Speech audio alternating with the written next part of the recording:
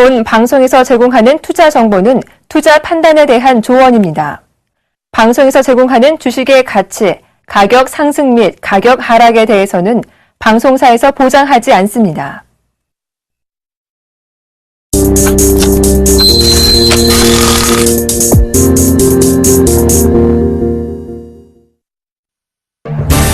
(6월) 증시를 보던 투자자의 최대 관심사는 코스피의 박스권 돌파 여부입니다.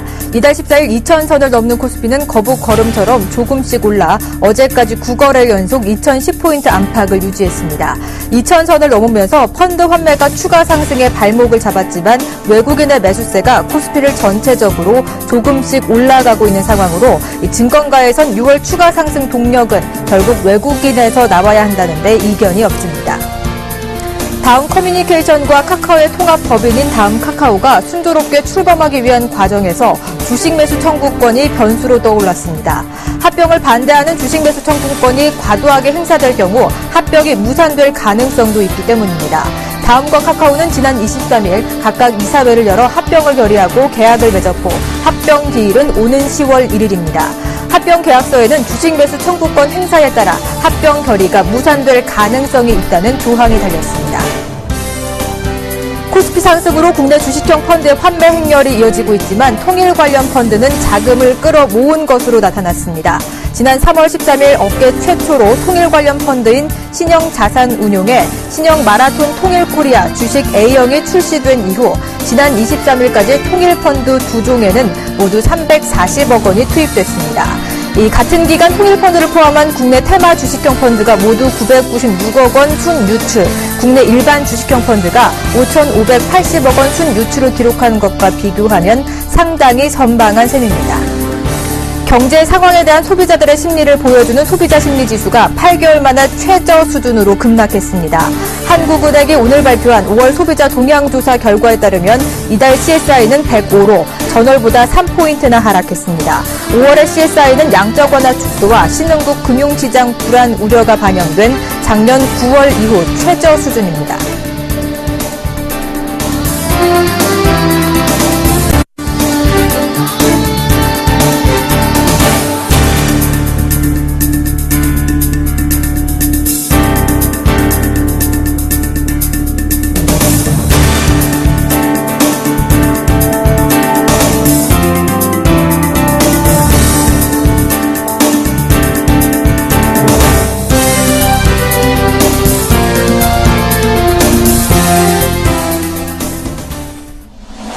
안녕하십니까. 오늘장 내일장의 정혜림입니다. 시장 대응하기 참 답답하실 것 같습니다. 저 주식도 오늘 점심 먹다가 체하는 줄 알았는데요.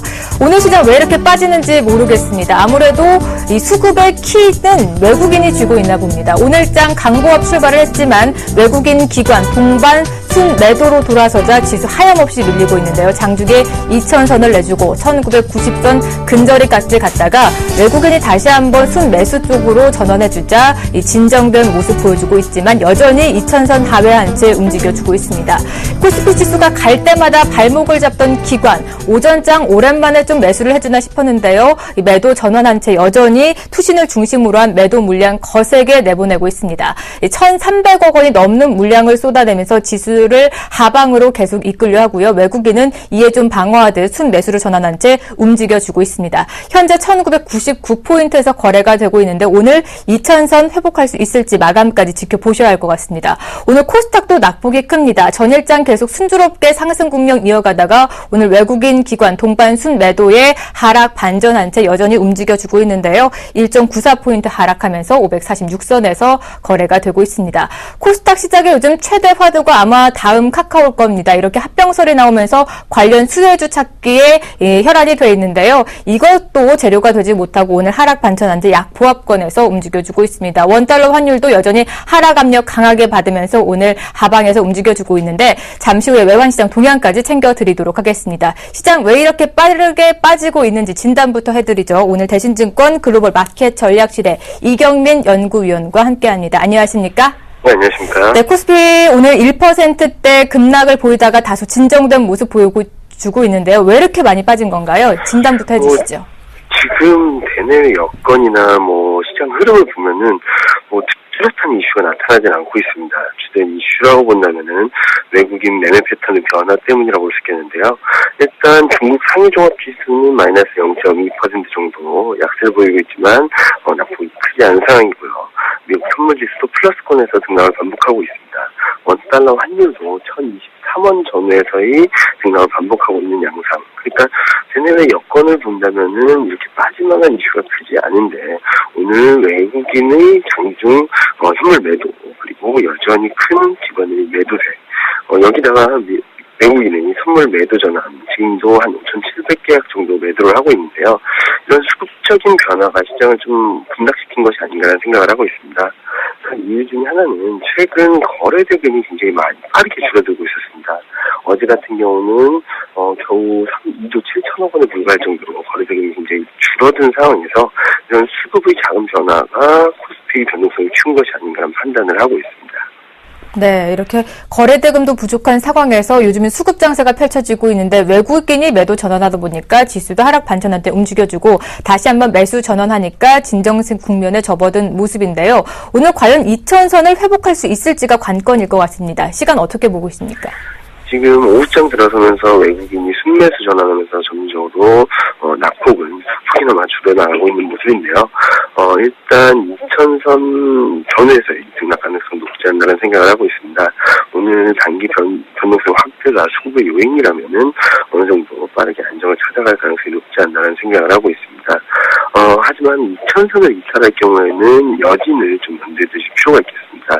21, 61선을 염두에 둔 1980선 전후에서의 지지의 확보 여부를 확인하시고 대응하시는 것이 좋을 것으로 보고 있습니다. 최근 시장을 보면은 외국인 매매 패턴이 굉장히 자주 유지되는 모습을 보이고 있는데요.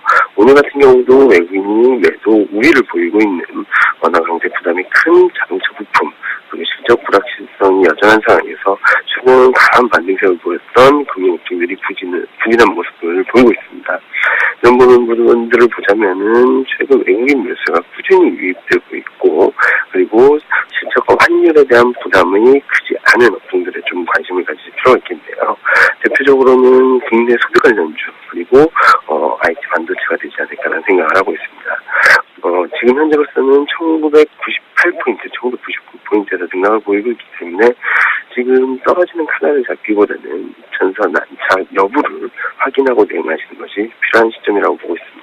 네, 이렇게 불안한 장세에서는 또 한 번 확인하고 넘어가겠죠. 2,000선이 과연 안착이 되는지 여부 주시하시면서 대응해 주시고요. IT 업종을 중심으로 잡고 실적 매매 위주의 장세 펼쳐 나가시기 바랍니다. 오늘 말씀 여기까지 듣도록 하죠. 고맙습니다. 네, 감사합니다. 네, 이어서 환율 동향도 함께 체크해 보도록 하겠습니다. KB 외환선물의 정경팔 팀장님과 함께합니다. 안녕하십니까? 네, 안녕하세요. 네, 오늘도 하락 출발한 원달러 환율 거래 부진 속에 보합권에서 등락을 거듭하고 있는데요. 현재 환시장 흐름은 어떻습니까? 네, 오늘 서울 시장은 어제 종가 대비 20전이 하락한 1,023원 80전에 개장했고요. 개장 이후 1,022원 90전과 1,024원 40전 사이에서 움직이고 있습니다. 이 시간 현재는 1,023원 60전에 거래되고 있습니다. 오늘 역시 어제와 같은 극심한 정체 현상이 이어지고 있습니다. 달러 환율은 지난 5월 7일 이후 오늘까지 1,020원대 박스권 행보를 시작하고 있는데요. 어제의 경우 하루 장중 변동폭이 1원 20전에 그치면서 지난 14일에 8월 70전에 비해서 14% 수준으로 대폭 감소된 모습을 보였고요. 거래량 역시 28억 달러 수준에 그치면서 지난 7일 이후 가장 거래량이 컸던 지난 20일에 92억 달러에 비해서는 30% 수준으로 감소하는 모습을 보였습니다. 대내적으로 내고와 외국인의 순매수 자금 등 공급 요인과 또 당국의 개입에 대한 경계감이 서로 충돌하고 있고요. 이 외에 다른 변수를 기대하기 어려운 상황에서 오늘 역시 1,020원대 중반대를 중심으로 한 정체 현상이 이어지고 있는 그런 상황입니다. 시장도 이 정체된 흐름 보여주고 있는데 월말 내고 물량이 시장 하락으로 이끌고 있고 또 당국은 개입 경계감으로 하단은 지지해주고 있는 모습입니다. 앞으로 환율 추이를 변동시킬 만한 재료가 있나요? 앞으로 환시장 전망은 어떻게 하고 계신지요? 네, 오늘과 같은 정체성이 내일 정도에는 개선될 수 있을지 좀 주목해 볼 필요가 있는데요. 오늘 저녁에는 주요국 시장들이 개장을 하고요. 또 이와 함께 내일 오전 8시 50분경에는 일본의 4월 소매 판매가 발표됩니다. 지난 3월 소매 판매는 소비세 인상을 앞두고 전년 동기 대비 11% 증가했습니다만 4월 소매 판매는 이보다 대폭 축소된 3.3%의 감소가 예상되고 있습니다. 일본 중앙은행이 추가 양적 완화 조치를 취하는 데 있어서 소비세 인상 이후의 시장 반응이 결정적인 변수가 되는 만큼 내일 발표되는 소매 판매 결과는 시장 참여자들 모두가 주목하는 재료라고 할 수 있습니다. 만약 예상치보다 부진한 결과가 나올 경우에 일본 중앙은행이 이에 상관한 조치를 취할 때까지 엔화가 강세를 보이면서 위험 통화들이 약세를 보일 수 있겠고요. 달러원은 시장 자율적으로 반등할 수 있는 변수로서 작용할 수 있겠습니다. 네, 이렇게 내일 발표하는 일본 쪽 지표까지 주지해 보시면서 환율 대응에 나가셔야 할 것 같습니다. 오늘 말씀은 여기까지 들어보도록 하겠습니다. 고맙습니다. 네, 감사합니다.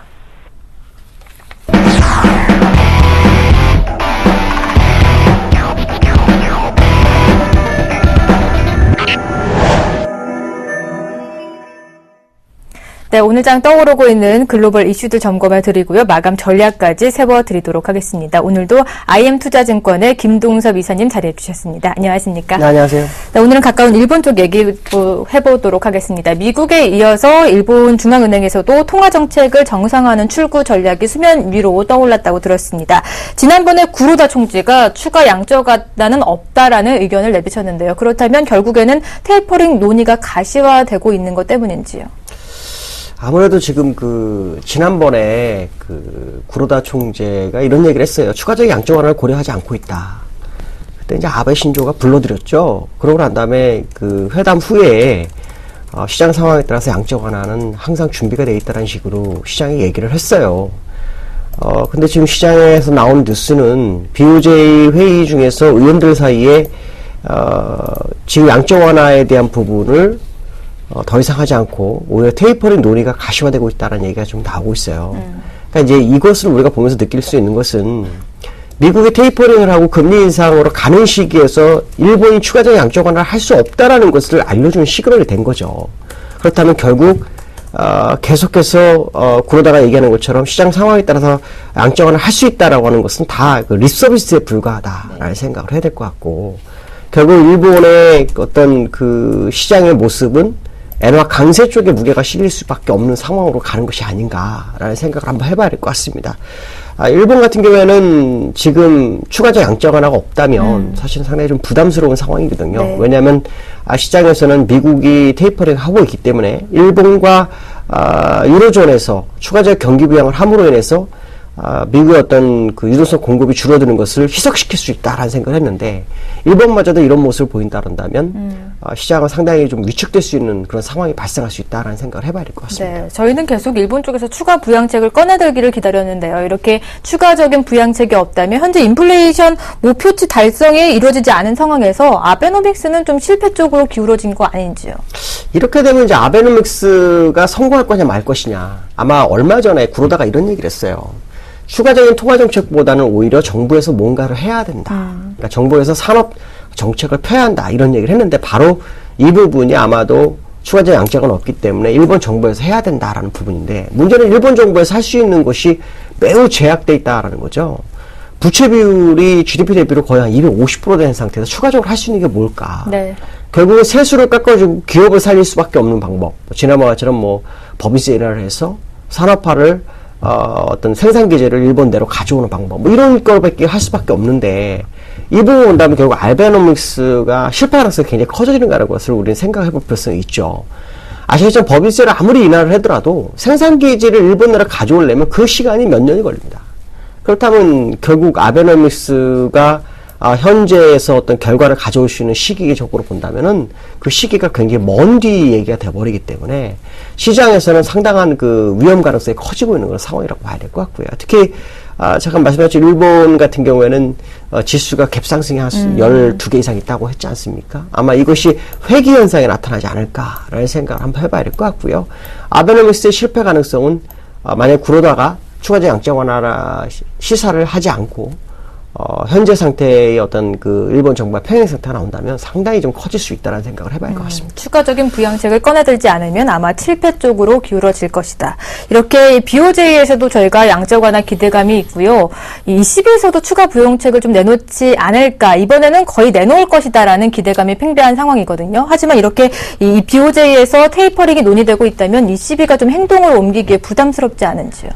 ECB가 지금 고민을 또 하게 생겼죠. 왜냐하면 이러한 내용들이 시장에서 나옴으로 인해서 사실 시장에서 어떤 생각을 하고 있냐면 ECB가 6월 달에 양적 완화하고 양적 완화 안 하더라도 최소한 이제 그 금리를 마이너스를 해서 시장의 자금을 풀어주고 거기에 발맞춰서 일본이 소비세 인상으로 인한 어떤 그 불안감을 떨쳐내기 위한 추가적인 경기 부양을 하고 거기에 맞춰서 중국이 경기 부양하기를 바라는데 두 번째에 해당되는 일본에서 추가적 양적 완화 없이 오히려 테이퍼의 가능성의 논의가 됐다 하면 결국 ECB로서는 이 마이너스 금리를 내리는 것도 굉장히 부담스러워지는 그런 상황이 발생할 수 있다라는 거죠.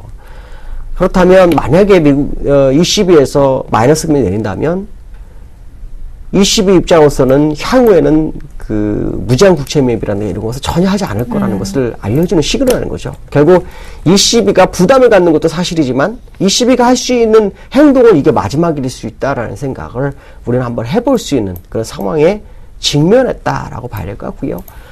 일본에서 구체적인 내용이 나오지 않는다면 아마 마이너스 금리는 활 확률이 상당히 높습니다. 그러나 구체적인 내용이 시장에서 논하는 상황이 계속해서 나온다면 ECB로도 강력한 부양책은 굉장히 어려울 수 있다.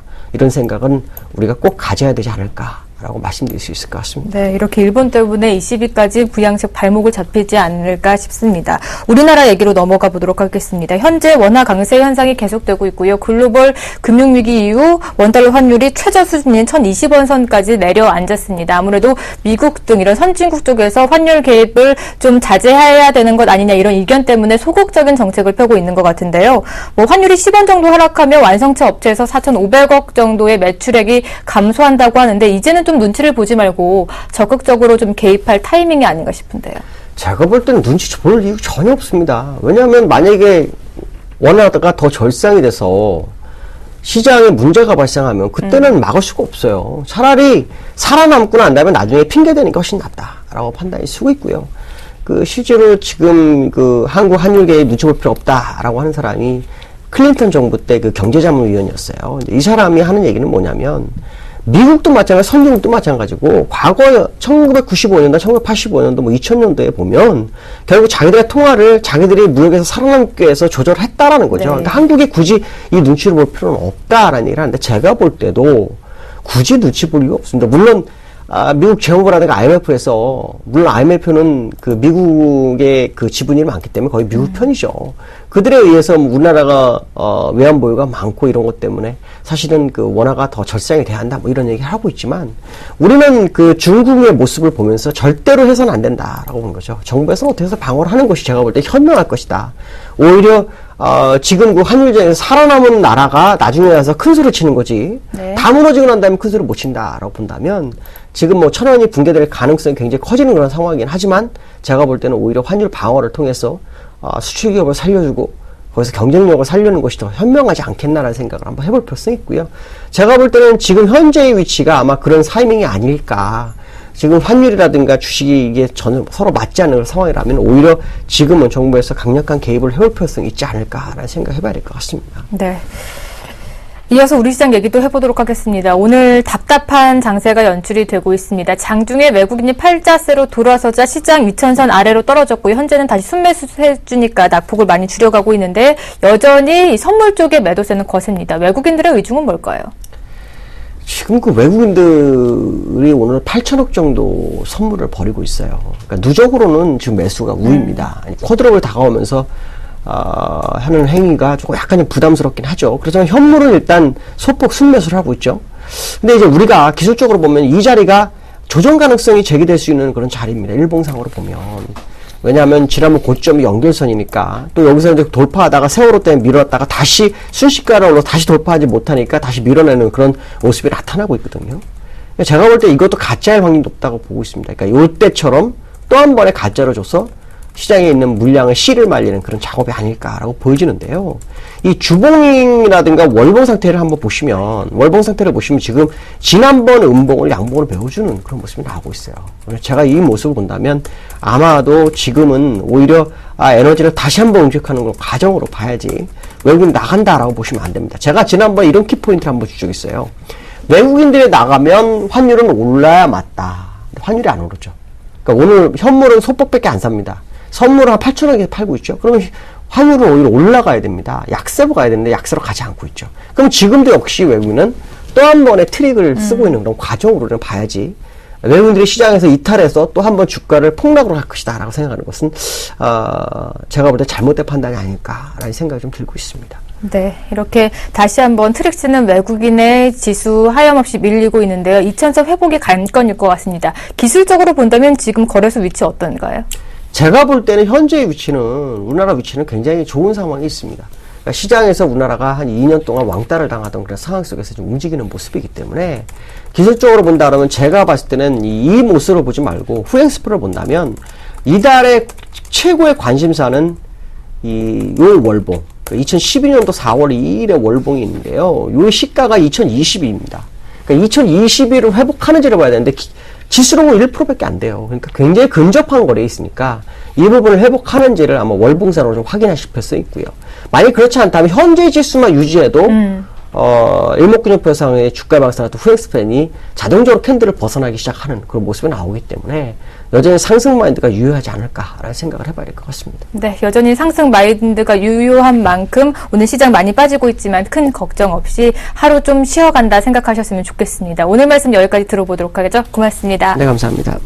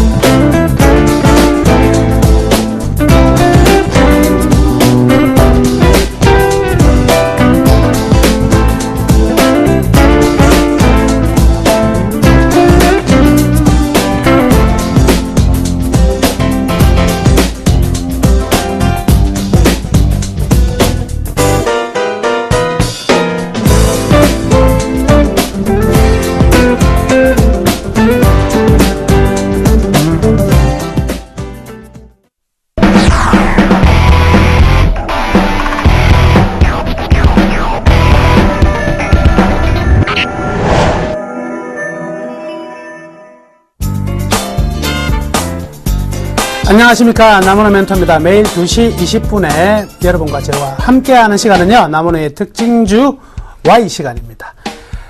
매일같이 이제 특징적인 종목 한 종목 찾아내가지고요, 그 종목을 어떻게 찢고 뽑고 해가지고 요리를 해볼까 하는 시간인데요. 우선 뭐 특징주 이전에 오늘 깜짝 놀랐습니다. 그죠? 외국인들이 갑자기 선물을 막 때려가지고요, 시장이 한 20포인트 펑 떨어지니까 이야, 2000포인트 깨지고 큰일 났네, 걱정이 많이 되시죠? 지금 선물은요, 그들만의 리그입니다. 그들만의 리그. 계속 말씀해드렸지만 현물은 조금이라도 사고 있잖아요. 선물에서 밀려 내려가서 시장이 내려가면은요, 외국인들은 더욱더 기분 좋게 살 수 있는 부분이다. 기관들도 오히려 오늘 선물로 인해서 시장 충격이 나타나니까 파는 양이 별로 없어요. 그렇죠? 지금 시장은요, 현물적인 측면으로는 아직도 계속 상승 국면에 있고, 선물에서 지수만 왔다 갔다, 그 속에서 종목들이 뭐 1%, 2% 왔다 갔다 할 뿐이니까 우리가 가야 될 길에서는요, 그 누구도 막을 수 없다. 계속 달려가는 장세의 연장선이다. 이렇게 말씀해 드리겠습니다. 여튼요, 오늘 뭐 요즘에 가장 이제 핫 이슈가 되고 있는 다음과 이 카카오톡의 이 합병 문제, 여기에 관련된 종목입니다. 오늘 어떤 종목 가져왔냐면요, 위메이드의 급등, 위메이드를 한번 가져와 봤어요. 자, 지금은요, 지금 강보합선까지 상당히 많이 밀려왔어요. 아침에 이제 특징적인 부분은요, 굉장히 강세를 크게 보였었죠. 네, 강세를 아주 크게 보였다가 지금은 뭐 거의 뭐 보합선, 마이너스권까지 들어가고 있는 모습입니다. 장 초반에는 8% 이상 급등했다가 밀려 내려가고 있는데요. 아마도 제가 특징주 Y로 이 종목을 선정할 줄 알았나 봅니다. 그래서 먼저 막 도망가고 있는 게 아닌가. 여튼요, 전일 상한가가 들어왔고 오늘도 초강세를 보이다가 지금 마이너스권으로 들어서고 있는데요. 이러한 강세를 보였던 이유를 한번 찾아봅시다. 첫 번째는요, 역시 카카오톡과 다음에 합병에 따른 수혜주로 일단 부각이 되고 있습니다. 왜 수혜주냐? 종목을 가지고 있거든. 어떤 걸 가지고 있냐면 카카오의 종목을요 150만 주 이상 5% 이상 지금 보유하고 있다는 거죠. 카카오톡에 대한 투자 굉장히 많이 하고 있는 부분이 되겠네요. 그러니까 지분법 가치가 많이 올라갈 수밖에 없을 것이다. 이렇게 볼 수가 있겠습니다. 그래서 의외의 수확이 얻어졌다. 이렇게 볼 수 있을 것이고요. 재미있는 사실은요, 이 수급 동향에서 우리 좀 의미를 둘 필요가 있지 않을까, 이렇게 말씀해 드리겠습니다. 수급적인 측면으로 본다면, 재미있는 거는요, 외국인들이 올해 신년 초부터입니다. 신년 초부터, 즉, 3만원대부터요, 3만원대부터 매수를 시작했어요. 매수를 시작해서 5만원대까지는요, 계속 매수를 했습니다. 5만원대까지 계속 매수를 했는데, 5만원이 딱 올라오고 나니까, 이때부터는 계속 매도예요, 또. 5만원이 올라오고 나니까 계속 매도를 하더라, 외국인들. 근데요, 재밌는 사실은 기관들은요, 작년 하반기부터입니다. 작년 하반기부터 5만원부터 매도를 하기 시작했는데요. 이 매도는 5만원이나 3만원이나 관계없이 매도를 하더라. 자, 그러면 어떤 생각을 해볼 수가 있습니까? 여튼 5만원이 넘으면 5만원 근처에서는 외국인이나 기관이나 모두 다 가격적으로 밸류에이션에서 문제가 있다고 생각하기 때문에 동반적으로 같이 매도가 나오고 있다는 것을 알아야 되겠네요. 그러면 이 종목은 지금 현재 상황에서는 5만원을 넘는다는 것 자체가 굉장히 부담이 될 수밖에 없는 상황일 겁니다. 근데 이게 지분가치 때문에 올라가고 있는 거 아니냐? 요거는요, 별도로 따로 생각해야 될 부분이 되겠네요. 기업은 부수입 가지고 주가가 형성되는 것이 아니라 주수입 가지고 형성되는 겁니다. 자, 중요한 이 기업의 이제 내적으로 한번 들어가 볼게요. 이 기업의 핵심 포인트 두 가지가 있는데요. 첫 번째는 2분기에는 이카루스나 신무, 윈드러너2 등의 신작들이 이제 출시가 됩니다. 자, 이들 신작들 중에서 과연 어느 정도 성과가 나오느냐, 이런 부분이 가장 관심이 될 것이고요. 자, 문제는 뭐냐면, 위메이드가요, 거의 양치기 소년이 됐습니다. 양치기 소년. 이게 뭐냐면, 기관들이 위메이드의 여러 게임들, 과거부터 계속 게임들 나오고 여기에 대한 기대치들을 좀 가지고 흘러가는 걸 보니까 꽤 좋을 것 같단 말이죠. 그래가지고 이런 어닝에 대한 리포트들을 충분히 예측하면서 냈는데 한 번도 그 예측치를 충족한 적이 없어요. 1분기도 완전 어닝 쇼크 나와버렸거든요. 그러니까 들다 보면 뭔가 위메이드의 이 현재 기업의 어떤 수익이나 예측치라는 게요, 굉장히 많이 벗어나더라. 이렇게 돼요. 물론 위메이드라는 회사가 일부러 그랬겠습니까만은 어떤 부분이 있냐면 짜임새가 저는 부족하다 이렇게 봅니다. 그래서 전략적인 마케팅이라든가 이런 것들이 차곡차곡 그리고 1호부터 예측을 하기 위한 이런 데이터들이 굉장히 많이 부족한 부분이 있네요. 그러다 보면 이런 종목들의 밸류에이션을 체크하면서 중요한 부분은요, 리스크가 너무 커진다는 거죠. 예측치가 굉장히 많이 벗어날 수 있는 불확실성이 크기 때문에 기관들 같은 경우에도 이 추정치가 만들어내기가 굉장히 힘듭니다. 그러니까 일정하게 이 금액만큼은 고평가다, 이 금액만큼은 저평가다 정도만 알 수가 있지, 적정 주가 수준이 어느 정도인지를 찾아내기가 정말 힘든 종목이니까 이번 2분기에 이러한 신작들이 계속 나올 것으로 기대가 되고 여기서 좋은 성과가 나올 것으로 또 기관들은 생각을 하고 있는 것 같습니다. 그런데 그런 생각은 하고 있지만 정작 어느 정도 나올지는 거의 예측을 못하고 있는 부분들, 즉 어닝쇼크의 다발성, 굉장히 어닝쇼크가 많았다, 뭐 일정이 지연된다든지 안 그러면 아예 취소가 된다든지 이런 부분들은요, 이 회사가 풀어나가야 될 가장 큰 과제입니다. 외국인이나 기관이나 저나 동일한 생각은 뭐냐면요, 기업은 우리가 예측할 수 있는 범위 내를 걸어가줘야지만 우리는 이 회사에서 저평가냐 적정한 평가냐를 통해서 투자하기가 좋은 환경이 되는데, 전혀 예측할 수가 없다면 이제는요, 그냥 눈 감고 주식 투자하는 것과 비슷한 상황이 되거든요. 자, 위메이드라는 기업이 이런 부분들을 풀어가기에는 아직까지는 좀 부족한 부분이 많다. 이게 바로 이제 이 주식의 핵심 포인트다, 이렇게 볼 수가 있겠네요. 자, 향후 전망을 보면은요, 일단 하반기에는요, 창천2하고요, 달을 삼킨 늑대 등의 게임들이요. 이 텐센츠라든지 자이언트를 통해 가지고 중국에 본격적으로 진출합니다. 우리나라의 이 모바일 게임이든 일반 인터넷 게임이든요. 이제 새로운 먹거리는 전부 다 중국에 가 있다고 봐야 되죠. 그래서 중국 시장에서 얻을 수 있는 수익은 굉장히 커질 겁니다. 근데 이제 이것 또한요. 분명히 이거는 수익이 발생하는, 전혀 없던 수익이 발생하는 구조가 될 겁니다. 근데 이제 어느 정도 나올 건지는 분명히 알 수 없는 부분이고요. 여튼요. 없었던 게 나오니까 이거는 분명히 호재이면은 틀림없다. 그래서 하반기로 가면 좀 기대치들은 어느 정도 실적치에서 좀 붙어나는 부분들은 나오지 않을까 이렇게 볼 수가 있겠네요. 현재 2분기에는요. 컨센서스, 기관의 컨센서스들은 이렇게 말하고 있습니다. 영업이익이 한 43억 정도 나올 것으로 기대를 하고 있고요. 그다음 당기순이익이 한 25억 정도 나타날 것으로 기대를 하니까 이번 어닝쇼크 때 대규모 적자를 냈었는데 이 적자를 일정 부분 회복하는 가능성이 좀 크다. 근데 만약에 지금 같은 경우도 이 43억, 25억 정도의 전망을 내고 있는 상황이긴 하지만 이것도요. 굉장히 좀 불확실하거든요. 만약에 이번에 터닝 포인트가 안 나와버리면 주가는요. 굉장히 많이 떨어질 가능성이 있다고 봐야 되겠죠. 터닝 포인트가 나온다면 이는요. 또 다른 주가의 상승 동력으로 분명히 작용할 수는 있을 것이다. 볼 수 있겠습니다. 자, 그러면 이 기업의 이 카카오에 대한 지분에 대한 부분들은요. 서서히, 그리고 이 부분이 이 기업 전체의 밸류에이션을 올리는 데는 일정 부분밖에 되지 않아요. 일정 부분밖에 되지 않습니다. 이익 측면으로 늘어날지 모르겠지만 이 이익이라는 게 지분법 평가 이익이거든요. 그래서 이게 실현되지 않은 이익이기 때문에 주가에는 전부 다 넣을 수가 없어요. 그러니까 내재 가치, 실제 가치를 우리는 다시 한번 판단하고 이 종목에 대해서 결정을 내려야 될 것 같은데요. 자, 밸류밴드 한번 보시죠. 이 밸류밴드를 보니까요, 지금 어떤 상황이냐면, 우하향이 지속되고 있는 모습입니다. 그러면, 저기 위에서 화살표 보시면, 우하향이 되는 부분에서 위에서 두 번째 선은요, 매도선입니다. 저기 매도선이에요. 즉, 저 가격을 넘어선다면, 전부 다 고평가다, 이렇게 볼 수가 있거든요. 근데 저 가격이, 지금 얼마의 가격이냐? 전부 다 5만원 이상은요, 완전한 고평가 가격이라는 걸 저 밴드에서 보여주고 있잖아요. 지금 오히려 5만원이 아니고요, 46,700원 현재의 가격도요, 고평가입니다. 고평가.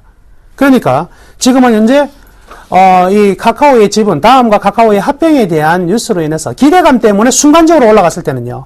가지고 계신 분들은 기분 좋게 매도하실 줄 아셔야 됩니다.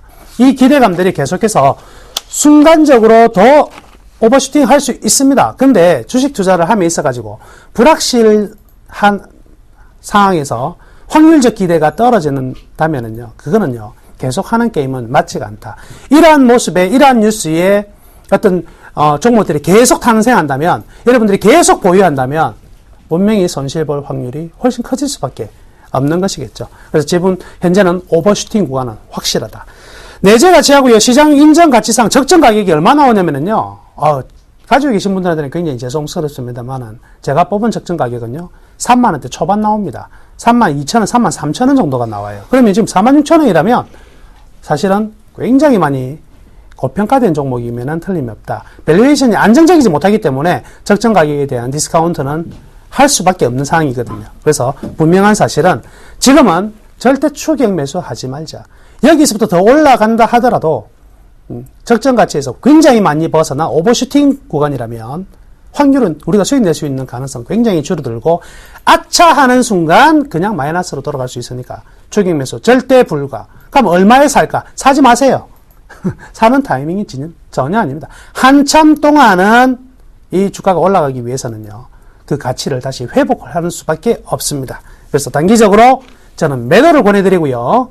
매수하실 분들은 매수하지 마시고 다른 종목으로 가십시오. 그래서 대형주들 이보다 싼 적정 주가보다 싼 종목들 줄 서 있습니다. 사달라고. 그런 종목에서 선택하시는 게 여러분 투자에 분명히 도움이 될 것이다. 이렇게 말씀해 드리면서 오늘 특징주 Y 위메이드 정리하도록 하겠습니다. 감사합니다.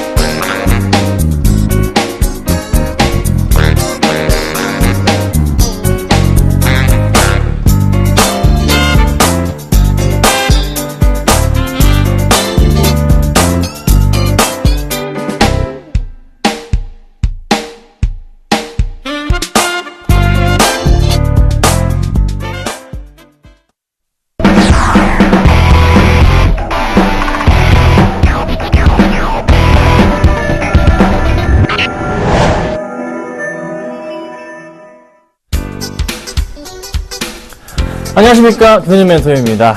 네, 오늘 시장 어떻게 좀 움직여주고 있습니까? 쭉 밀리다가 다시 쭉 올라와주고 있는 모습인데, 수급적인 부분이 조금 회복이 되면서 주가가 살아나고 있어요. 자, 방금 남원님 멘토님께서 말씀 주셨습니다. 위메이드 말씀 주셨죠?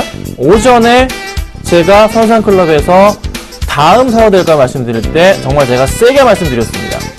주식을 하시겠다는 겁니까? 투기를 하시겠다는 겁니까? 그때 같이 위메이드 말씀드리면서 매도해야 된다 말씀드렸죠. 지금 주가 어떻게 되고 있습니까?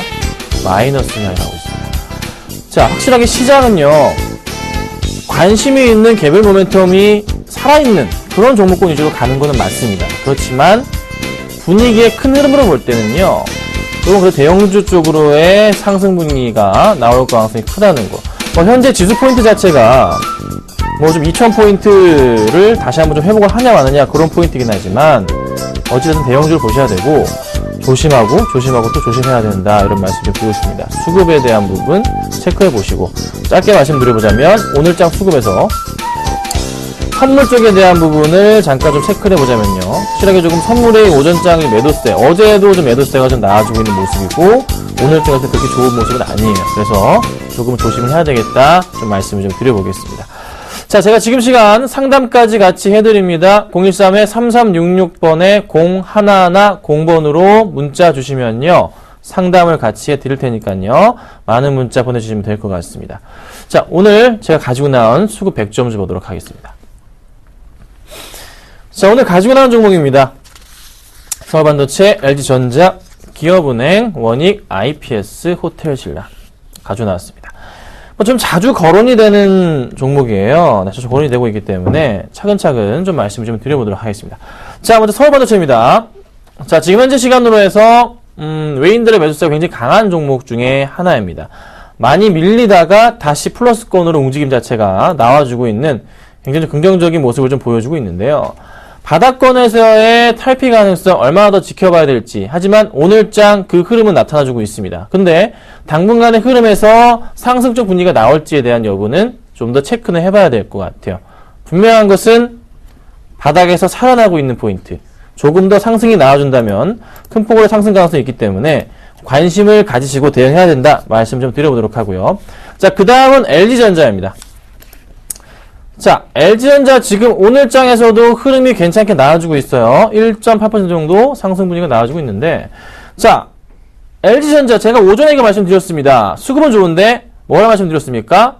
사도 되는데 많이는 못 드십니다 라고 좀 말씀을 좀 드렸습니다. 그래서 조금은 이 종목 여러 가지 좋은 소식이 있긴 해요. 갤럭시가 아니죠, 옵티머스 G3 나옵니다. 그런데 중요한 포인트는 그 G3가 정말 잘 팔릴 것이냐, 가격 측면에 있어서 갤럭시 S5보다 가격이 비싸다는 거. 워낙에 조금 갤럭시 S5가 가격이 싸게 나와졌기 때문에 그런 이제 포인트가 있긴 하지만, 조금 흐름 자체, 조금은 이제 그 바닥에서 탈피하는 흐름 자체가 나와주고 있는데, 전고점 맞고 또 떨어지는 흐름도 같이 나오고 있단 말이에요. 그래서 조금 조심해야 되지 않을까 좀 말씀을 좀 드려보도록 할게요. 자, 그 다음 종목으로 가지고 나온 게 기업은행이죠. 자, 여러분 기억하세요. 기업은행. 주가가 잘 가고 있어요. 자, 근데 기업은행 제가 말씀드리면서 뭐 말씀드렸죠? 송혜 선생님이 모델을 하고부터 해서 기업은행의 예금 잔고가 많이 늘었습니다. 그러고 나서 주가가 어떻게 되고 있죠? 계속 갑니다. 계속 가고 있어요. 자, 은행주 중에서 가장 맛깔스럽고 이쁜 종목 중에 하나가 돼버렸습니다. 수급적인 부분도요, 오늘 시장에서 잘 들어와 주고 있고 살아나고 있는 그런 좀 모습을 좀 보여주고 있습니다. 그래서 당분간의 흐름을 볼 때 이 기업은행이 오늘 수급도 양호하지만 꾸준하게 수급이 이어지면서 계속 크게 뚫지 못했던 전 고점 포인트를 강하게 뚫고 올라갈 수 있는 그런 가능성이 좀 굉장히 크지 않나라는 판단입니다. 그래서 그 포인트를 좀 기억하셔야 되고요. 바닥에서의 많이 올라간 포인트라서 조금은 좀 사기에 부담스러울 수가 있을 수도 있어요. 하지만 중요한 것은 상승 분위기로의 전환 자체가 조금 더 크게 나올 수 있기 때문에 그 포인트를 좀 맞춰보자 라고 말씀을 드리니까 걱정하지 마시고, 기업은행, 특히 은행주를 보유하고 계신 분들은요, 흔들리지 마시고 가져가셔야 됩니다. 특히나 제가 계속 말씀드렸던 기업은행에 대해서는요, 절대 흔들리시면 안 됩니다. 계속 가져가 보고 또 가져가 보자고 말씀을 좀 드려보도록 하겠습니다. 자, 그 다음 원익 IPS입니다. 자, 원익 IPS 주가 계속 갑니다. 오늘 장에서도 또 올라갑니다. 이 친구가 얼마나 더 갈지에 대한 여부는 판단을 하기 좀 힘든 시장이에요. 하지만 계속 주가가 크게 뛰어 올라갑니다. 제가 이전에 말씀을 드렸던 종목이죠. 그런데 뭐 많이 먹지 못했어요. 그냥 어느 정도 10% 내외로 수익 실현하고 나왔지만 가져가도 된다 말씀을 드렸고, 지금까지 보유하고 계신 분들은 수익이 얼마나 되죠? 약 30% 가까이 수익이 나오고 계실 거예요. 자, 크게 가고 있는데 차트의 흐름이 바닥에서 올라오고 있는 포인트가 잡힌다면은 정말 좋은 모습이 나올 수가 있어요. 자, 그런데 너무 많이 올라갔죠. 그러면 이제 고점 포인트를 뚫고 가고 있는 모습인데 더 갈 것이냐? 이 부분은 약간 수급적인 부분을 체크해 봐야 됩니다. 다행히도 오늘 시장에서 수급적인 부분이 굉장히 긍정적으로 나와주고 있기 때문에 포인트가 양호하다 말씀을 좀 드려보고 싶은데요. 상승 쪽으로 분위기가 조금 더 나올 가능성에 저는 베팅을 해드리고 싶습니다. 그래서 원익 IPS는요, 크게 보셔야 됩니다. 그래서 수급이요, 특히 외인들의 수급 자체가 끊이지 않고 계속 나와주고 있어요. 그래서 그 포인트를 보셔야 되고, 당분간의 흐름을 볼 때도요, 상승 쪽 분위기가 좀 더 나올 가능성이 높지 않나. 그래서 원익 IPS는 정말로 양호한 흐름 유지할 가능성이 높기 때문에 그 포인트 보시고 대응하셔야 된다. 더 갈 수 있어요. 대신에 매수하기에는 약간 좀 부담스러울 수가 있습니다. 그래서 너무 따라가시는 거는 제가 반대 의견을 드리고 그냥 좀 지켜보자 라고 말씀을 좀 드려볼게요. 자, 마지막 종목이죠. 호텔신라 볼게요. 자, 호텔신라 지금 현재 주가 흐름 정말 많이 올라갑니다. 91,600원 정도까지 상승을 주고 있어요. 0.1% 정도 상승을 하고 있는 모습인데, 자, 호텔신라 지금 현재 큰 흐름에서 볼 때 시장의 중심에 있는 종목 맞죠? 뭐죠? 뭡니까? 삼성그룹 관련주다 보니까 시장의 중심에 있었고 상승 분위기가 좀 크게 나와줬습니다. 자, 조금 더 상승 흐름이 나와줄까요? 자, 지금 거의 뭐 신고가 패턴을 그리면서 올라오고 있는데 분위기 나와줄까요? 나올 가능성이 있지만 조금은 조심해야 되겠다. 자, 오늘은 수급이 돌아오고 있지만 외인들과 기관 수급은 계속해서 매도세를 조금 보여주고 있는 모습 연이어 나와줍니다. 그렇죠? 요 포인트가 좀 걱정이 되기 때문에 조금은 조심해야 되지 않을까 말씀을 드려볼게요. 그래서 조금 기다려보자 말씀을 드리지만 조금 더 수급적인 매력도 자체가 들어온다면 관심을 가지시고 조금 대응을 해봐야 되지 않을까라고 제가 말씀을 드려볼 테니까요. 그 포인트 좀 기억을 하시고 대응해보자 라고 제가 설명을 좀 드려볼게요. 자, 아셨죠? 자, 종목 상담이 좀 많이 오고 있는데요. 제가 지금 현재 보유하고 있는 종목 AS를 좀 먼저 좀 해드리도록 하겠습니다. 해드릴 건데 문자를 보내주세요. 궁금한 종목에 대해서는 013-3366번에 0110번으로 보내주시면요, 제가 상담을 도와드리도록 하겠습니다. 자, 지금 보유하고 있는 종목 좀 살펴보고 가도록 하겠습니다. 네, 지금 보유하고 있는 종목인데요. 아시겠지만 어제 두 종목을 정리를 했습니다. 자, 현재 그래서 보유하고 있는 종목이 두산인프라코어가 있고요, 로만손, 그리고 대우조선해양이 있는데 오늘 제가 추천 중 한 종목을 가지고 나왔습니다. 조금 있다가 요거 끝나고서 말씀 좀 드려볼게요. 자, 두산인프라코어 어떻게 보셔야 될까요? 자, 실적은요, 정말 4분기 좋고 1분기 좋고 2분기도 좋고. 자, 여러분, 밥캣이라는 회사가 있어요. 미국 내에 상장돼 있는 그 미국 내 회사, 미국에서 일을 하고 있는 두산인프라코어 자회사인데 계속 말씀드리고 있죠. 뭐죠? 소형 엔진에 대해서 두산인프라코어 자체 개발을 해서 더 이상 일본 제품을 쓰지 않는다. 그래서 그 포인트에 맞춰서 주가가 긍정적으로 실적이 나와줬고, 밥캣은요, 만년 적자였다가 작년 4분기부터 실적이 굉장히 좋아졌습니다. 그래서 상승 쪽 분위기가 나오고 있다는 거죠. 자, 지금 현재 주가는 바닥 흐름이에요. 지금 뭐 꾸준하게 수급적인 부분, 매력도가 높아지고 있는, 오늘 뭐 약간 조정을 받긴 하지만 큰 의미 없습니다. 계속 갈 거예요. 그렇죠? 소폭 거의 매수가 부근입니다. 현재가 추가 매수 충분히 가능한 종목입니다. 어디까지 가겠습니까? 이 종목은요, 제가 뭐 수익은 많이 내지는 않습니다. 잘 아시겠지만 연말까지 가져간다면 수익이 크게 날 수 있는 종목이지만 적당한 수준으로 제가 올라간다면 어느 정도는 보고서 매도 처리를 할까 합니다. 그래서 지금 현재 구간은 말씀드리지만은 추가 매수가 가능한 구간이니까 걱정 마시고 느긋하게 대응하시고, 오늘 좀 빠지더라도 흔들리지 마시고 그냥 잘 들고 계시기만 하시고 제 방송만 보고 따라오시면 됩니다. 제가 어제 KG 인시스 매도 처리했죠. 가슴이 아픈 매도 처리했습니다.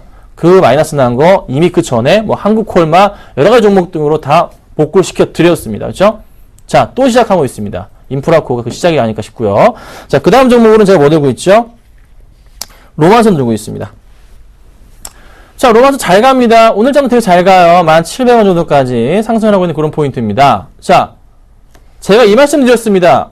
우리나라에서 그 어떤 증권 전문가, 애널리스트 다 데리고 나와도 저보다 로마선 정확하게 아시는 분 없다 말씀드렸고, 주가 추이도 제가 정확하게 맞춘다 말씀드렸습니다. 또 맞추고 있죠. 네, 거의 100%예요, 100%. 한 번 빼고 다 맞추고 있어요. 자, 로마선은요, 이유가 있어요, 여러분. 왜 대우증권에 추천을 할까요?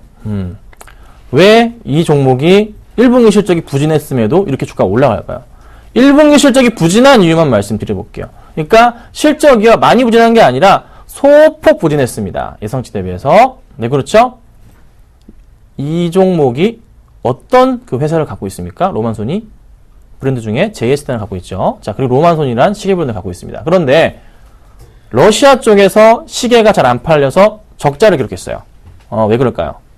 우크라이나 사태. 러시아는요, 지금 나라가 좀 불안해요. 그래서 소비 심리가 쫙 죽어버렸어요. 그 영향을 받았습니다. 그에 따른 영향이었지, 실질적으로는 중국 판매량 좋았고 다 좋았던 겁니다. 근데 이게 잘 아시겠지만, 지금 현재 어떤 종목들이 주목을 받고 있죠? 소비 관련 종목들이 주목을 받고 있고, 시장에서 소비가 돌아오고 있다. 4월 세월호 안 좋은 사건 이후부터 해서 다시 소비가 천천히 돌아오고 있다라는 표현입니다. 소비가 돌아오면 가장 어떤 종목이 갑니까? 화장품, 그 다음에 보석 관련주, 이런 주얼리 관련주들이 올라가게 되어 있어요. 로만손 그 핵심이죠. 또 하나 뭐 있죠? 여러분, 북한에서의 아시안게임에 참가한답니다. 그리고 염추기경님께서 북한도 방문을 한다고 하죠. 자, 그런 포인트. 보너스죠, 이거는. 남북 경협주 중에서 로만손은요, 항상 소외를 받았던 종목입니다. 경협 이슈가 되더라도 많이 안 오르고, 이슈가 안 되더라도 많이 안 떨어졌었는데, 최근에는 그, 남북 경협주에 대한 부분은 빼버리더라도 너무 매력이 커져버렸어요, 종목 자체가. 그래서 상승 분위기가 좀 더 크게 나올 수 있으니까, 걱정하지 마시고, 가져가 보자고 제가 말씀드려보고, 목표가 높게 잡았습니다. 그만큼 갈 수 있지 않을까 하는 판단이니까요. 잘 보시고 대응해 주세요. 자, 그 다음은요, 대우조선해양입니다. 자, 대우조선해양 같은 경우도 거의 매수가 부근, 제가 이거 28,000원 아래 매수해라 말씀드렸고, 추천 다음날 쫙 빠졌었어요. 그래서 27,800원 정도 제가 매수가를 잡아서 계산을 해주고, 드리고 있습니다. 거의 매수가예요. 좀 밀리긴 했어요. 자, 대우조선해양 무슨 모멘텀 보셔야 됩니까? 자, 여러분들, 시장에서 민감주들, 최근에 어떤 흐름이 있었죠? 삼성 관련주들이 올라가다가, 민감주들이 쫙 뒷받침해서 올라가다가, 약간 오늘 시장 주춤, 어제 시장 주춤하는 듯 하다가 다시 살아나고 있어요. 민감주들이. 시장은요, 삼성그룹주가 전체 코스피 시장, 국내 시장에서 차지하는 비중 자체가 한 23% 됩니다. 네. 23%고, 그 외에 삼성 쪽으로 납품을 하는 회사까지 더 해버린다면은 엄청나게 많은 비중을 차지해요. 삼성그룹주들이 올라가니까 지수가 좀 받쳐줬는데, 기관들을 안 썼단 말이에요. 웬들만 샀어요. 그리고 나서 이제 다시 모멘텀이 소강 상태로 접어드니까 뭐가 민감주들이 가죠. 화학주, 조선주, 은행주들이 그 뒷받침에 주가가 바닥에서 쫙 올라가고 있습니다. 자, 대우조선해양은 제가 뭐 말씀드리죠? 에코십 분야에 대해서 말씀을 드립니다. 에코십 분야에 대해서 세계 최고의 기술력을 갖고 있어요. 자, 여러분들 소비가 살아납니다. 경기가 회복이 됩니다. 지표가 좋아지고 있어요. 유럽에서 발주가 늘어납니다. 그렇죠? 에코십 만들 거예요. 왜? 가뜩이나 연료 효율 좋은 거 만들어야 되는데 그렇지 않은 종목들은 절대 살아남을 수가 없습니다. 그런 회사들은요. 근데 제가 뭐 현대중공업이나 삼성중공업이나 많은데 왜 대우조선해양 말씀드리죠? 그냥 저는 조선주를 보려고 합니다. 현대중공업은요, 조선 비중 자체가 50% 내외예요. 네, 그래서 저는 조선주 중에서 에코십 그 분야에 대해서 가장 또 기술력이 좋은 회사, 현대미포, 대우조선 정도가 되거든요. 대우조선 같은 경우가 큰 주가 조선주의 하락에서 잘 버텼었고, 그리고 수급적인 부분이 많이 흔들렸지만 다시 좀 돌아오고 있는 분위기 연출되고 있기 때문에 바닥이란 확인을 좀 해드리고 싶은 겁니다. 그래서 추천을 드렸고, 흔들리지 마시고 가져가 보자고 제가 말씀을 드리는 겁니다. 흔들리지 마시고 가져가 보시면 될 것 같아요. 자, 오늘 추천주를 말씀드릴게요. 오늘 이거 갖고 나왔습니다. 오전이랑 똑같습니다. 서울반도체입니다. 자, 오전 방송에 제가 서울반도체를 이름만 틱 걸어놔고, 네, 얘기는 잘 안 해요. 근데 오전 방송은, 궁금하신 분들은 저를 찾아오시면 되는데, 누적 수익률이 60%가 넘었죠? 그런데 오전 방송 뒤에 숨겨진 포트 중에 한 8개 종목이 있는데, 대우손해상을 빼고 전부 다 플러스입니다. 뭐, 삼천리 자전거는요, 수익이 12%까지 나오고 있어요. 그런 종목들 한두 개가 아니에요. 뭐 기아차, SK텔레콤 다 수익 중입니다. 그거 정리한다면 누적 수익률이 제가 얼마까지 갈까요? 제가 80%까지 올라갈 겁니다. 아직 안 팔고 있는 거예요, 여러분. 잘 따라오시면 돼요. 오전 방송 잘 보세요. 자, 서울반도체도 좋아서 갖고 나온 거죠. 서울반도체 핵심은 뭡니까? 아크리치에 대한 부분, 매출 확대 가능성을 보자는 거고, 또 하나 주가가 상당히 많이 밀렸다가 오늘 반등을 주고 있는 포인트 긍정적이고, 기간이 약간 좀 매도세로 돌아섰지만 외인은 매수로 조금 빠르게 다시 돌아오고 있다는 겁니다. 그 포인트 보셔야 돼요. 그래서 상승 분위기가 짧게나마 좀 더 나와주지 않을까라는 좀 판단을 하고 있다는 거 보시면 될 것 같고요. 뭐 루멘스나 뭐 사파이어 테크놀로지 이런 거는 어떤가요? 루멘스가 그래도 차트 흐름이 잘 버티고 잘 움직여주고 있는데 어떤가요? 뭐 괜찮습니다. 상관없어요. 루멘스도 좋아요. 대신에 저는 LED 관련주 중에서는 서울반도체 루멘스 말씀드리는데 루멘스 주가 흐름은 크게 안 빠졌단 말이에요. 서울반도체는 너무 심한 것 같아요. 천천히라도 제자리를 찾아갈 수 있는 그런 포인트가 나와주지 않나라는 판단입니다. 왜? 실적은 뒷받침이 되는데 이 종목 이렇게 떨어뜨릴 이유 자체가 뭡니까? 실적이 되는데 실적이 좋은 종목 갈 수밖에 없단 말이에요, 여러분. 수급이 다시 돌아올 거니까. 실적이 좋은데 기관이건 외인들이든 그 종목 가만 놔두나요? 가만 안 놔둬요. 매수한다고요. 그리고 매수한 다음에 실적 좋다고 뉴스 때리고 보고서 쓰고 이 친구들이 이렇게 못된 짓을 해요. 다 사고 난 다음에 뒤에서. 그런 식이라고요, 여러분. 그래서 지금 미리 관심 가지셔야 되지 않을까 말씀드려보겠습니다. 그래서 매수가는요, 제 서울반도체는요, 오늘 종가 매수를 좀 부탁드릴게요. 오늘 종가 정도 매수하시면 괜찮겠다 말씀드려보고, 목표가는 42,000원으로도 제가 길게 보지 않습니다. 42,000원까지 보고요. 손절가는요, 짧게 봅니다. 38,000원 정도로 손절가를 잡고서 대응하시면 아마 투자하기 굉장히 좋은 종목이지 않을까 좀 말씀을 드려보고, 만약에 제가 방송에서 털고 나갔습니다. 그런데 보유하고 계신 분들이 있죠. 그렇죠? 그런 종목에 대해서는요. 문자 상담을 주시거나 아니면 서울경제 홈페이지를 통해서 종목 상담 게시판에 남겨주시면 김선임 멘토님 도와주세요 남겨주시면 제가 댓글을 통해서 도와드릴 테니까 걱정하지 마시고 또 하나 제가 조금 이제 하나 뭐 좀 전달 사항이 있어서 말씀드릴게요. 자, 이번 주 금요일에 제가 공개 방송을 하죠. 그리고 토요일 날 여러분 부산을 갔다가 일요일 날 대구를 갑니다. 네. 지금 제가 종목을 추천드리려고 뽑아놨던 종목이 상한가를 3번을 갔어요. 그래서 제가 굉장히 스트레스를 받는데 요즘에 다른 종목 준비 또 해놨습니다. 좋은 종목 가져갑니다, 여러분. 가치주 가져갑니다. 오셔가지고 보셔야 되고 잘 들어보십시오. 그리고 빨리빨리 오셔야 될 거예요. 아마 너무 많아서 앉기도 힘드실 것 같습니다. 아셨죠? 네, 많은 부탁드리고요. 내일 제가 또 이 시간에는 좀 더 좋은 종목으로 찾아오도록 하겠습니다. 오늘 고생 많으셨고요. 내일 뵙도록 하겠습니다.